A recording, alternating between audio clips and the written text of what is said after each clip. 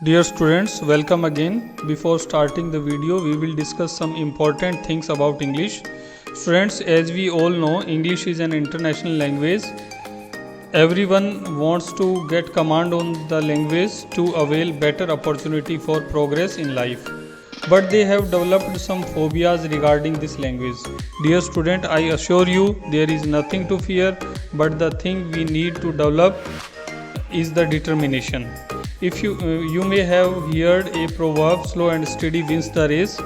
If we keep practice regularly, regardless our learning process is slow, the day will come sooner or later when we will get command on this language. So remove the fear and start practicing, and the coming days will be yours. I am here to help you. If you spare some of your time and watch the video regularly, it will definitely enhance your knowledge. So dear students, we come to the point and let's start this video session. आज का हमारा पहला sentence है, हमने शिमला में बहुत अच्छा समय व्यतीत किया। जैसे लास्ट ईयर हम ट्रिप पे शिमला गए और अब मैं वो किसी से शेयर कर रहा हूँ कि हमने ट्रिप में कैसे एंजॉय किया। तो मैंने उनको बताया कि हम जो है हिल स्टेशन पे रुके और वहाँ पर हमने जो है बहुत सारी एक्टिविटीज़ को एंजॉय किया। जैसे लेक्स थी, वहाँ पर हमने वहाँ स्विमिंग किया और उसके बाद हमने जो है वहाँ स्कीइंग किया और जो है हमने वहाँ की लोकल डिशेज़ को एंजॉय किया। तो अल्टीमेटली मैं उनको बताता हूँ कि हमने शिमला में बहुत अच्छा समय व्यतीत किया। तो we had a jolly good time at Shimla.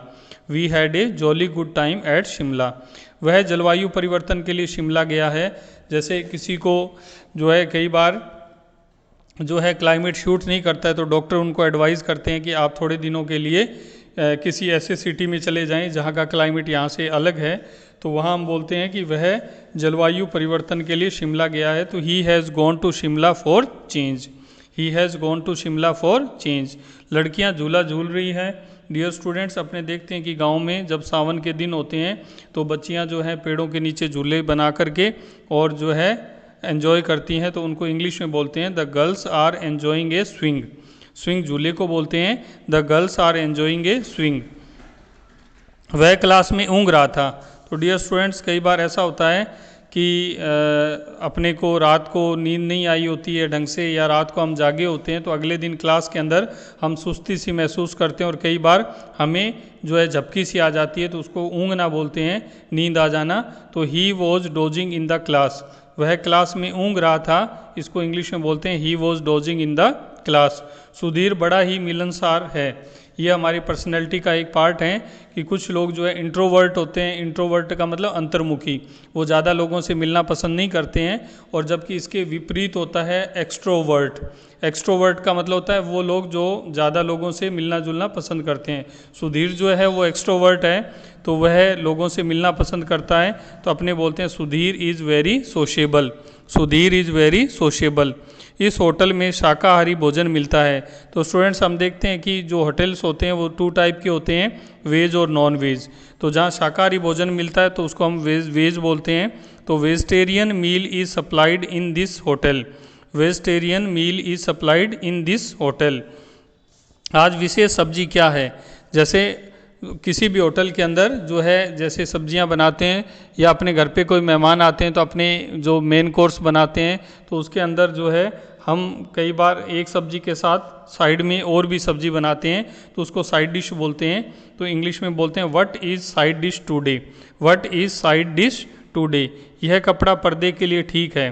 तो जैसे अपने कर्टेन बनाते हैं तो कई बार अपनी कपड़ा देखते हैं कि कौन सा कपड़ा ठीक रहेगा, सिल्क की ठीक रहेगा, कॉटन का ठीक रहेगा। तो उसको इंग्लिश में अपने कैसे बोलेंगे, यह कपड़ा पर्दे के लिए ठीक है। This cloth will do well for curtain. This cloth will do well for curtain. मैं नखरे नहीं करती हूँ। तो ऐसे भी बोल सकते हैं वह नखरे नहीं करता है, मैं नखरे नहीं करती हूँ। तो I don't give myself airs. मैं अपने लिए बोल रहा हूँ, मैं नखरे नहीं करता हूँ, तो I don't give myself airs. वह नखरे नहीं करता है तो ही डजेंट हो जाएगा, he doesn't give himself airs हो जाएगा। तो अगर फीमेल है तो शी हो जाएगा, she doesn't give herself airs. Pencil से मत लिखो। Do not write with pencil. Do not write with pencil. चलो मैं अभी आता हूँ। जैसे आप कहीं हैं और आपको आपके घर से कोई फैमिली मेम्बर आता है और आपको बुलाता है कि घर पे कुछ गेस्ट आए हैं, आपको बुला रहे हैं, तो आप उनको बोलते हैं कि आप चलो मैं आता हूँ। इसको बोलते हैं away I follow you. Away I follow you. अपने स्वास्थ्य का ध्यान रखें, तो take care of your health. Take care of your health बोलते हैं अपने स्वास्थ्य का ध्यान रखें। जोशी मेरा हाथ देखिए। तो डियर स्टूडेंट्स, अपने को यहाँ पर देखो हाथ देखना बोल रहे हैं, तो देखने के लिए आप सी और वॉच, आपको ये होगा डाउट कि यहाँ पर सी या वॉच वर्ड क्यों नहीं लगा है। तो ऐसे ही हम डॉक्टर के पास जाते हैं और हम अपना हाथ आगे करते हैं और डॉक्टर साहब को कहते हैं देखिए, तो वहाँ भी हम नब्ज़ को देखना बोलते हैं। तो लेकिन डॉक्टर वहाँ जो है हमारे हाथ को टच करता है, फील करता है, वो आंखों से देखता नहीं है। तो यहाँ पर भी देखना वर्ड नहीं आएगा। जैसे हम जोशी के पास जाते हैं तो उसको कहते हैं कि हमारा हाथ देखो, तो एक्चुअल में वो हाथ देखता नहीं है, वो हमारी जो लाइंस होती हैं उनको रीड करता है। तो इसको इंग्लिश में कैसे बोलेंगे? Read my palm. Read my palm you palmist. Read my palm you palmist. दरवाजे की सिटकनी लगा दो, तो इसको इंग्लिश में बोलते हैं bolt the door.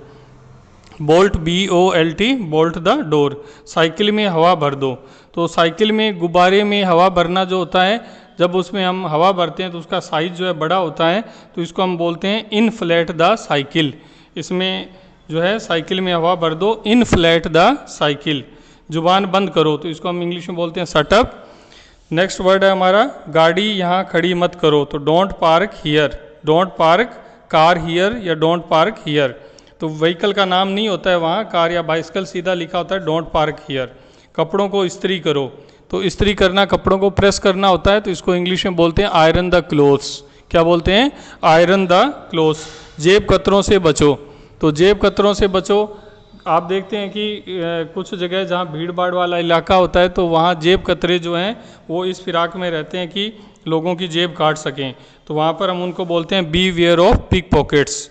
Pick pockets मतलब जेब कतरे, तो बी वेयर का मतलब होता है सावधान। तो आपने कई बार किसी के घर के आगे भी आप देखते हैं लिखा होता है बी वेयर ऑफ डॉग्स, यानी उनके घर में कुत्ते हैं, अगर आप वहाँ पर गेट खोलते हैं तो हो सकता है कि आपको कोई कुत्ता काट ले, तो वहाँ लिखा होता है बी वेयर ऑफ डॉग्स।